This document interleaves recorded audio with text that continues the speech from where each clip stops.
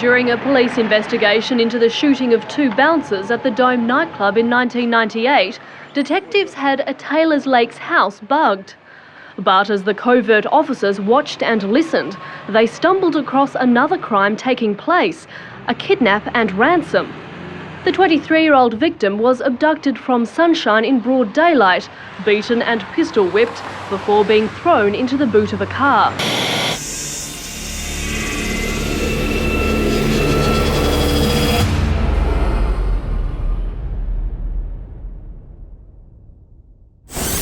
Dino was born in 1975 to an Albanian family and grew up in Melbourne's multicultural suburb of Sunshine.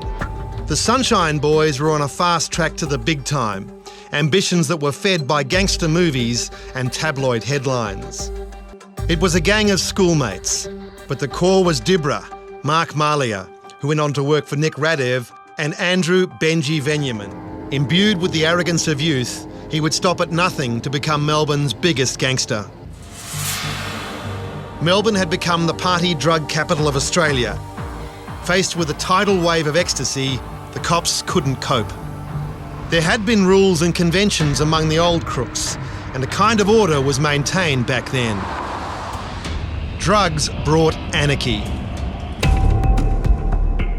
The Sunshine Boys were headed uptown and graduated from marijuana to harder drugs.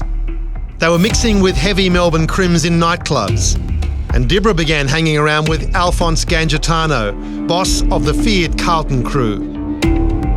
Young men like Dibra queued up for a chance to be seen with them.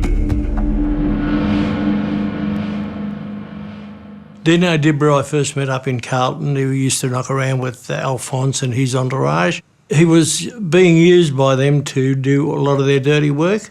He wanted to ingratiate himself with the Carlton Crew. But at that time it was Alphonse and his stooges. And he thought to become a part of it, he would practically do anything for them. They paid him a wage every now and then, and he was quite happy with that. And he'd go back to the western suburbs and tell them all how lucky he was to be a friend of Alphonse's.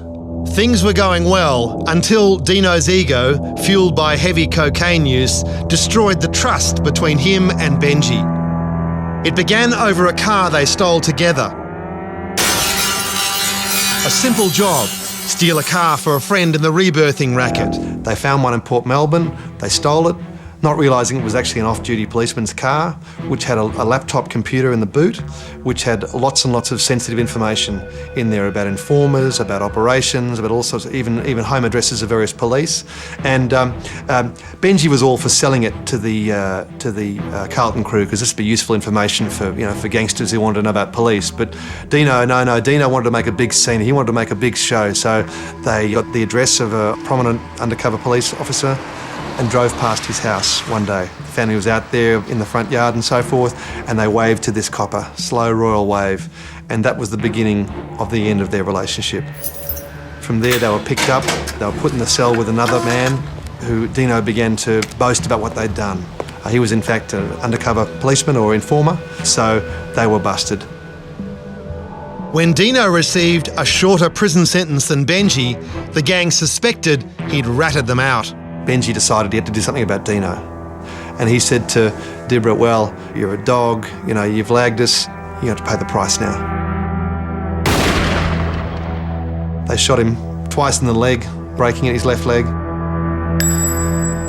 Others on the scene urged Benji to kill him at that moment. But he wouldn't do it because the bonds of friendship were still there. Dino becomes taken with the same myth that's portrayed in the movie Scarface, where he is the immigrant kid who is now this big crime lord. And he starts to build relationships with gangsters who have real credentials, real street credentials, the Radevs and the Williamses. But in essence, those people are using him for what he provides, and that is a distribution point. He thinks that he has a status in this big gang, and unfortunately, he is simply just being used. Carl Williams was one of the city's biggest players at the time and was about to go to war with the powerful Moran faction. His former partners had become enemies. Carl needed muscle like Dino to do things he couldn't. Dibra began dealing for Williams in the city's nightclubs, but he sampled the product too much and made a habit of creating violent scenes in public. A night out with Dino could turn ugly in a heartbeat. By the time he was 20, Dibra had amassed convictions for drugs, car rebirthing, theft, extortion and assaulting police. Let's not forget, Dino Dibra had an IQ of 87. That's basically below par intelligence. So, he wasn't a deep thinker. He didn't understand the world beyond his little life of cause and effect. So, and he wanted to experience the thrill of being somebody, being a big shot, handling a gun, shooting people, graduating to murder. This is the career path of someone like Dino Dibra, and it was always going to happen. And that did happen, when Dibra was believed to be the killer of notorious underworld figure Mad Charlie Heglaji. It's an absolute fluke that he was clever enough to sneak go Mad Charlie. Because if Charlie Charlie would have filled him full of lead had he had a second's drop on him, Well, he developed his nickname, Mad Charlie, after biting someone's nose off in a fight when he was a younger man. If basically someone challenged him, he would produce a gun, he would shoot that person. He was extremely violent and had that reputation amongst the criminal underworld in Melbourne. So when Dino Dibra came across Mad Charlie, there was only one way it was going to end. Either Mad Charlie was going to shoot Dino, or Dino was going to shoot Mad Charlie. It's believed the murder stemmed from a drug debt. And when two highly volatile individuals like Dibra and Heglaji were involved, it was only going to end one way. Mad Charlie lost the plot. I mean, he was old school, but once these old school guys start ripping into the drugs, they lose perspective. His house was very secure, very fortified. Someone still managed to lie in wait and ambush him as he arrived home that night. He received several shots to the head and died on his pathway, where I think his wife saw him in their video monitor when she awoke the next morning. At 23, Dino had made his first kill. It would get easier now. It was a time of ambushes and preemptive strikes. High on coke, he would brag to his sunshine mates about all the people he was going to kill. He did not know that his own killer was standing right next to him. In 1999, after 3 years of bad blood, Dino settled his differences with his best mate, Benji. They went into business and created a cannabis cartel. For a time, they ruled the streets of Melbourne's western suburbs. But all the while, Dino was becoming more paranoid, more unpredictable, more deranged. There were incidents where he was on the coke, he would get police officers to chase him just for the fun of it, This started to push these guys apart as well, that Benji could no longer afford to have a guy like Dino around. In a moment of madness, Dibra decided to kidnap 23-year-old standover man, Richard Maladnich. What drugs was Dibra taking that told him that there was any money involved in Maladnich? You're going to kidnap anyone on earth. Why would you kidnap Richard Maladnich? And they get him back to Dino's house and they think, well, what do we do with him now? What do they do in the movies? Oh, well, they ring up and they ransom him for, let's start with 20,000. That seems a reasonable amount. When they get no joy, they bring it down and down. Suddenly it's 5,000, He won't ring up Jason Rand and says he wanted $5,000 for Richard Maladnich. And he said, what? He said, you want me to give you $5,000 for Richard Maladnich? He says, I'll give you $5,000 if you kill him. And in the end, the police have actually been monitoring this whole situation and stormed the place, and poor old Maladnich is there and he gets released and the whole thing is a complete joke. So,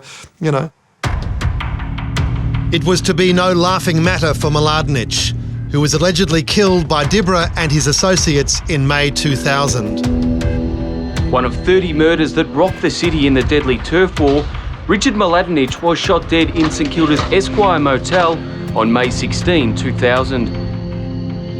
Paranoia and fear were consuming everyone, and the body count began to soar. He was becoming a threat to all. He had to be taken out, but he wouldn't be an easy target. So his inner circle served him up to the killers. He had a shack over in Cranbrook Street, Sunshine West, which was known only to his close associates. But by this time he had quite a few enemies, and he double-crossed quite a few people in his circle who may have tipped off the assassins to his presence at the house.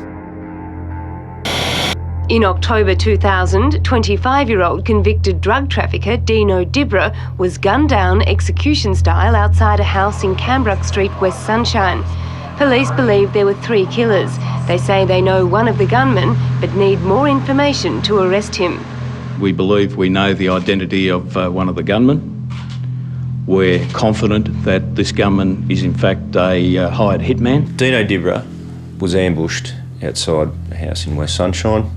He was riddled with bullets by what are believed to be 2 gunmen, one of those gunmen being Andrew Venom. All these issues that had begun years ago in petty personal disputes were now being played out in murder.